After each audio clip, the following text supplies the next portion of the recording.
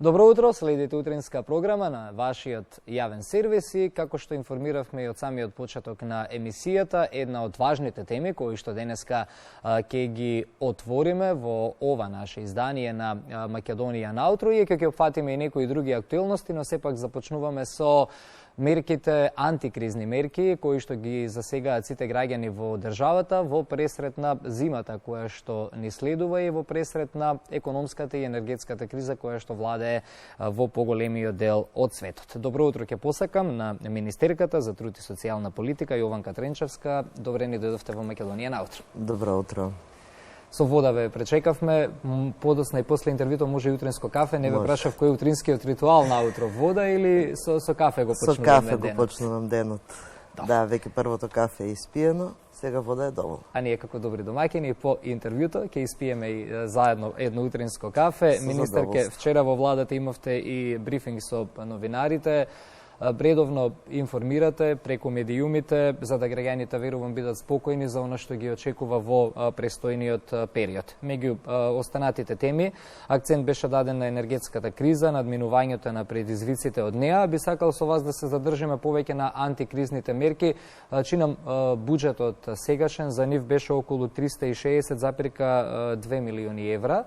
Па може ли граѓаните да бидат спокојни во однос на овој пакет на антикризни мерки? Сакам малку повеќе да го објасниме, повеќе да го доближиме до граѓанскиот сектор.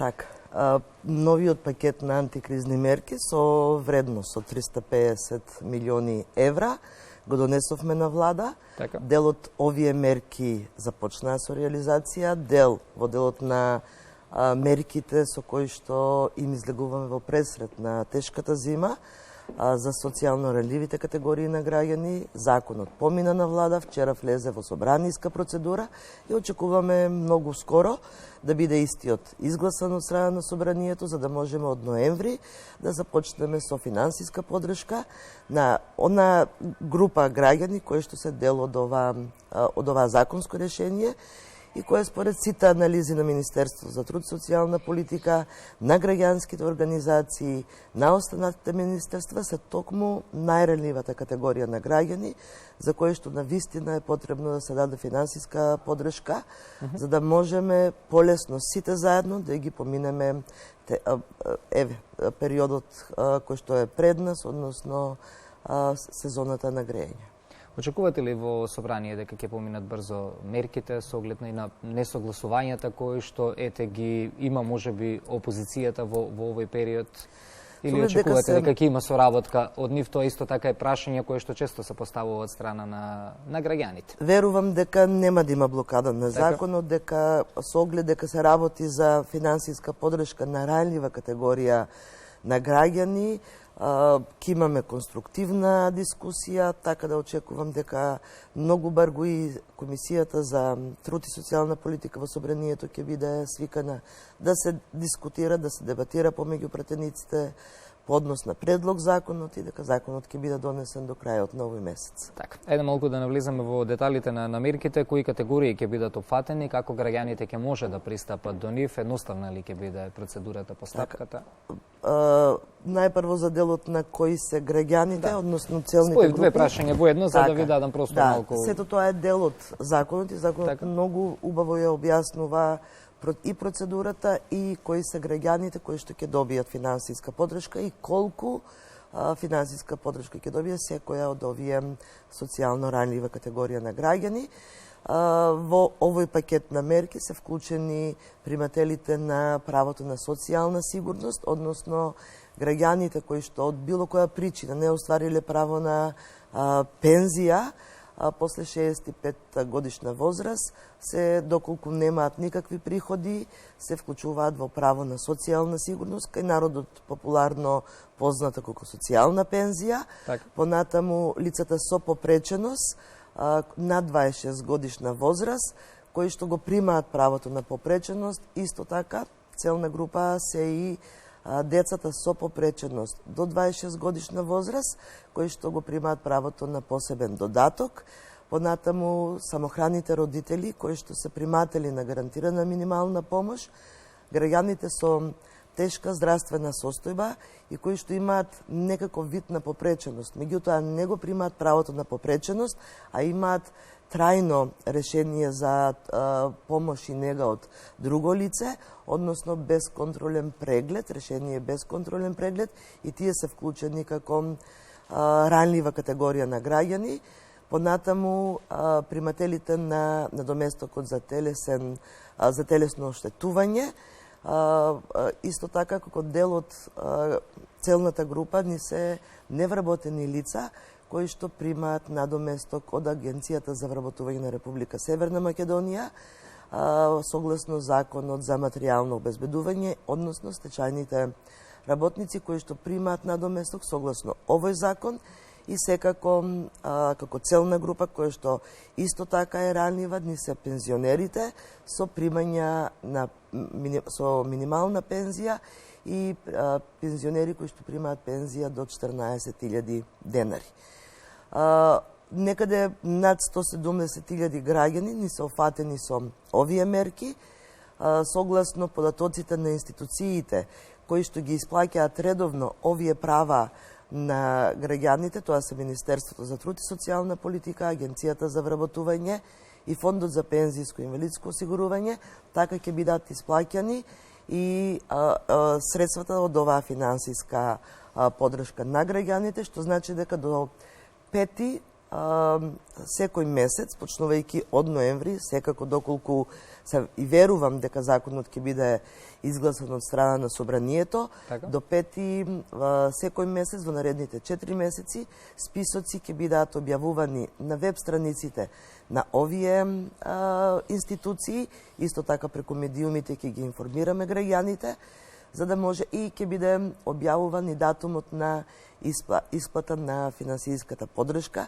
Финансиската поддршка, исплатата нема да се преклопува со исплатата на правото кој што го примаат граѓаните, и доколку имаат некој граѓанин смета дека влегува во оваа категорија на граѓани, меѓутоа не се најде на списокот, тогаш може да поднесе приговор.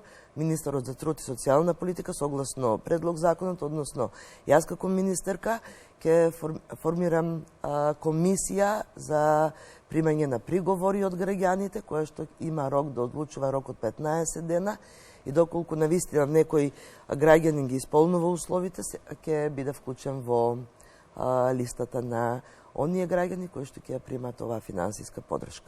Така, неудамна... Значи, без барања, без дополнителни процедури, така, едноставно, со објавување на список, согласно податоците на институциите, ќе бидат исплаќани средствата и ќе стигнат на трансакцијска сметка на граѓаните. Да, ова беше и слично кога се објавува и ковид мерките, па дел од ете такви проблеми кои што се нормални се решаваа во тиете. Тоа искуство покажа дека граѓаните може да бидат од тој аспект спокојни. Така, учиме од искуството, и се тоа што ни беше детектирано како поголема процедура или обременување на граѓаните да дојдат до средствата, овој пат го отстранивме, така да процедурата е едноставна. Уствари нема процедура, согласно податоците ќе ги добијат граѓаните своите средства на својата трансакцијска сметка. Така, во едно од вашите последни интервјуи изјавивте дека ако продолжи кризата ќе има нови мерки, граѓаните тоа може да го очекуваат?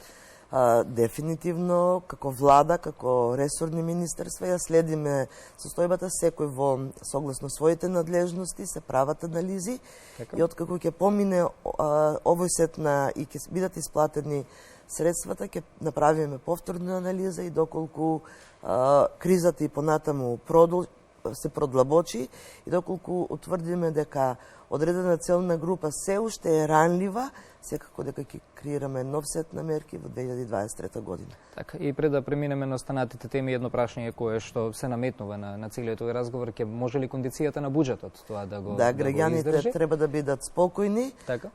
Буџетот е стабилен, финансиски средства за овие антикризни мерки има во буџетот.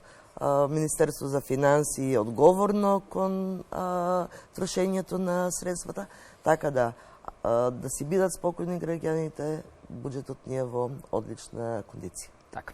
Министерке, неодамна денови беше подпишан и колективниот договор меѓу Министерството и СОНК, исто така една актуелна тема која што предизвика реакции во јавноста, за која што се коментираше и за која што се зборува, па што содржи овој договор? Токму така, тоа е една убава вест за вработените во јавните установи за претшколско воспитание, односно за детските градинки, за давателите на услугите.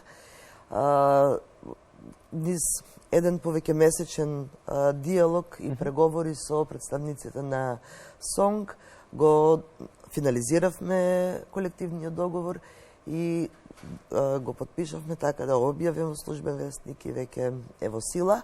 Содржи многу поволности, дополнителни права и обврски секако за вработените во детските градинки.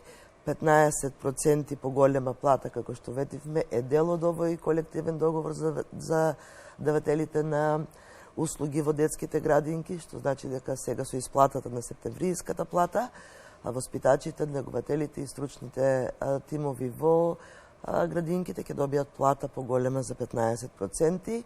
Имат дополнителни надоместоци во случај на прековремена работа, во случај на работа во група во која што има повеќе деца од нормативите и стандардите, има поголема заштита во дел од нивните права од работен однос, така да навистина овој на задоволство и на вработените во детските градинки, на задоволство и на Министерство за труд и социјална политика, имаме колективен договор кој што ги унапредува правата на давателите на јавните услуги во детските градинки.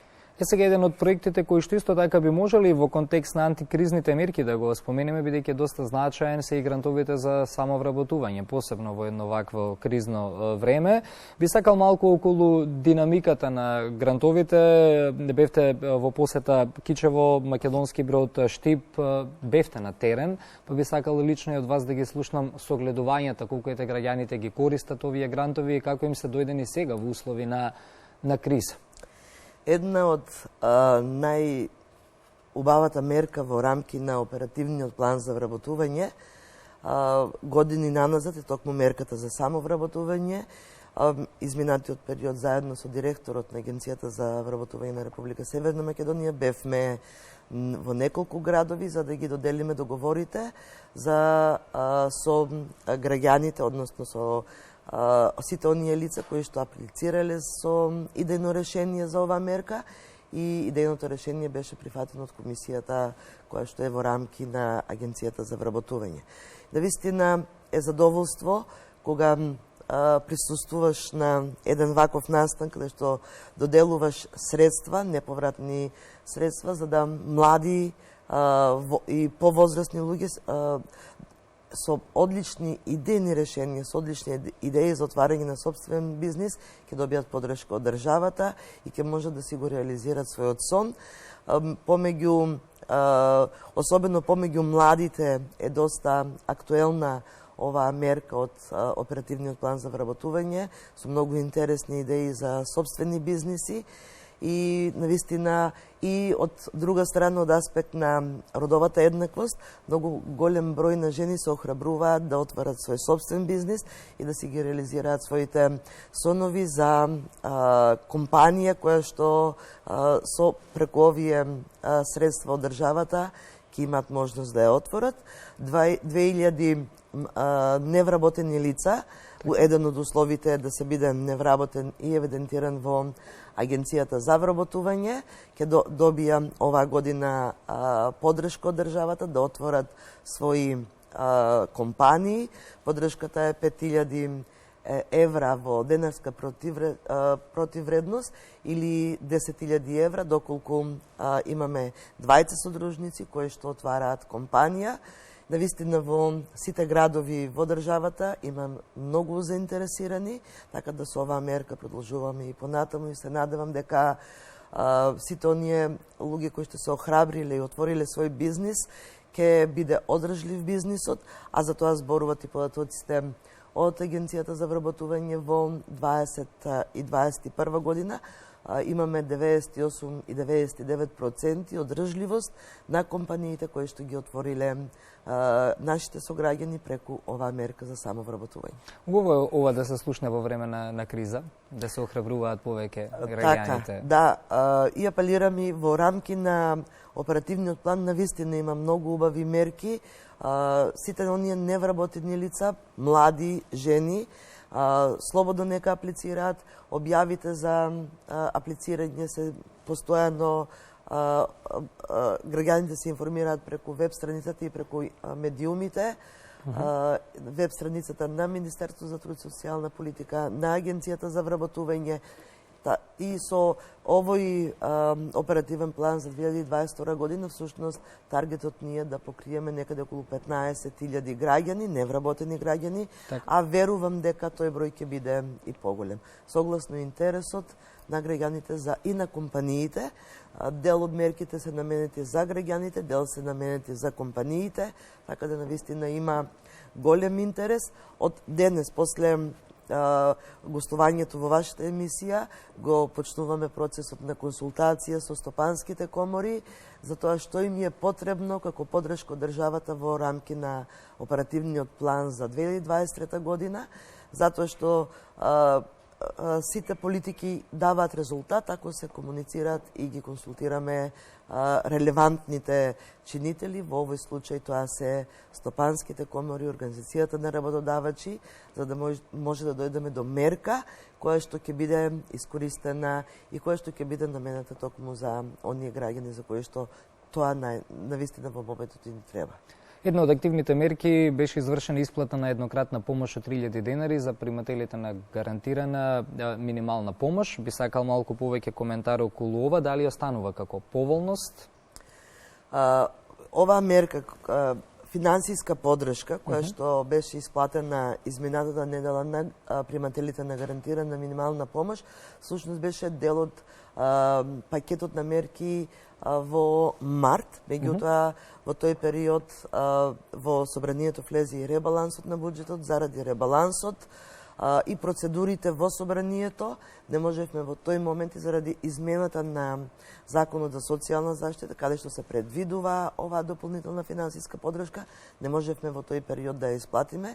Започнавме и веќе уствари овие средства се на сметка на примателите на гарантирана минимална помош од октомври месец со исплатата на гарантирана минимална помош до март месец. Дополнително сите приматели на гарантирана минимална помош ќе добиваат 1000 денари за енергенси, електрична струја или било кое огромно средство што го користат во текот на грејната сезона, така да гарантираната минимална помош, исплатата си тече редовно до 5 во секој месец. Граѓаните кои што се вклучени во оваа право и во наредниот период ќе си ги добиваат средствата кои што согласно решението за гарантирана минимална помош го имаат добиено. Малку и за пензиите, со новата методологија за усогласување на пензиите, обезбеден е постојан раст на пензиите. Оваа година чинам беше некаде околу 9,7%. Во каква кондиција е пензискиот фонд и во ова време на криза? Јас секогаш кажувам како влада се стремиме кон системско решавање на сите проблеми во државата. Еден од системот кој што го воспоставивме токму со новата методологија во измените на Законот за пензиско и инвалидско осигурување, односно методологија која што значи постојан раст на пензиите. Во јануари ги усогласивме пензиите за 2,9%, сега ги усогласивме со септемвриската пензија за 6,8%, во март следува уште едно усогласување, што значи постојан раст на пензиите. Буџетот на Фондот за пензиско и инвалидско осигурување е стабилен, пензионерите исто така да бидат спокојни, пензиите се исплаќаат навреме, дури согласно процедурите за исплаќање на пензиите во ковид кризата почнавме да ги исплаќаме пред време, така продолжуваме и понатаму. Пари има да бидат спокојни нашата највозрастна категорија на граѓани, редовно ќе си ги добиваат пензиите и тоа ќе ги добиваат зголемини. Сега, како што реков, ги офаќаме во овој сет на мерки. пензионерите ќе добијат, оние кои што примаат минимална пензија ќе добијат 12.000 денари вкупно финансиска подршка, односно наредните 4 месеци по 3.000 денари ќе имаат повеќе на својата сметка, а оние пензионери кои што примаат пензија од 11.526 до 14.000 денари ќе имаат вкупна подршка од 3.000 денари, односно 750 денари секој месец дополнително на својата сметка. Така, на Меѓународниот ден за борба против сиромаштијата објавивте и дека доста е улеснет и пристапот до социјална заштита. Го дава ли ова веќе посакуваниот ефект? Се исполнуваат ли предвидувањата и анализите на Министерството со ова олеснување за граѓаните? Системот на социјална заштита после реформите од 2019 година е отворен систем, и во ковид кризата ни беше ставен на тест за да видиме дали навистина реформите функционираат, и се потврди дека секој оној граѓанин кој што во одреден период ќе се најде во социјална ранливост, односно ќе остане материјално необезбеден, многу лесно влегува во системот на социјална заштита, односно се вклучува во правото на гарантирана минимална помош, и понатаму останува тој систем да сите оние граѓани кои што изгубат работа, дали поради економската криза или поради некои други причини, лесно може да влезат во системот на социјална заштита и државата да ги поддржи со одредена финансиска поддршка, додека не влезат повторно на пазарот на труд. И за крај, околу алатката за следење и подобрување на квалитетот во образовниот процес во предучилишните установи, имавте средба со околу директори на околу 70 на градинки, ако грешам ќе ме исправите, па тука се наметнува и прашањето каква е состојбата во градинките во однос на сместувачките капацитети, нешто што е горлив проблем години и години наназад во држава. Така, минатата недела имавме промоција или информирање на директорите, на сите директори од градинките, 71 јавна установа имаме во општините за детска заштита. Мелко алатката е една алатка која што ќе го мери квалитетот на предучилиштното образование. Ја воспоставуваме и е дополнителен придонес кон унапредување на квалитетот на предучилишно воспитание. Состојбата во дел од општините имаме долги листи на чекање, меѓутоа како Министерство за труд и социјална политика во соработка со општините, овде пред се е потребна проактивност од страна на општините, затоа што тие аплицираат за соединни решенија за отварање на нови градинки или проширување на капацитетите на постојните. Во рамки на програмата за капитални инвестиции за детска заштита, Министерство за труд и социјална политика секоја година одвојува буџет за поддршка на изградба на нови градинки или проширување на капацитет на постојните, како и во рамки на грантот кој што ни е одобрен од страна на Светска банка. Градиме нови градинки, во градба се околу 13 градинки кои што треба да ги отвориме и до крајот на оваа година, а дел од нив и во 2023 година, кои што се почнати со градба, ќе е предвидено да завршат во 2023 година. Буџетот за 2023 година ни е направен, така да повторно имаме средства за капитални инвестиции, со кои ќе отпочнеме градба на нови градинки во 2023 година. Најкритични се скопските општини, каде што имаме подолги листи на чекање, во некои градинки ни е релаксирана состојбата, односно нема листи на чекање, затоа што има доволен број на капацитети во комуникација со скопските градоначалници, со општините. Навистина и во 22 и во 23 година излегуваме во пресрез се со цел на граѓаните, на родителите кои што имаат деца на предучилишна возраст, да им излеземе во пресрез за да можат да бидат спокојни додека децата им се згрижени во предучилишно образование. Опфативме најголем дел од актуелните предизвици со кои што се соочувате вие како Министерство, граѓаните и државата. Ви благодарам за одговорите, секако ги следиме активностите и работата и верувам ќе се видиме наскоро повторно во студиото, најмногу да разговараме за антикризните мерки, нивното спроведување. Ви благодарам на поканата и можноста да ги информираме граѓаните за се она што се работи во владата и во Министерството за труд и социјална политика и верувам дека наскоро повторно ќе имаме можност да зборуваме за нови мерки и политики. Благодарам што еднаш. Министерката за труд и социјална политика Јованка Тренчовска беше наша гостинка во студиото на Македонија наутро.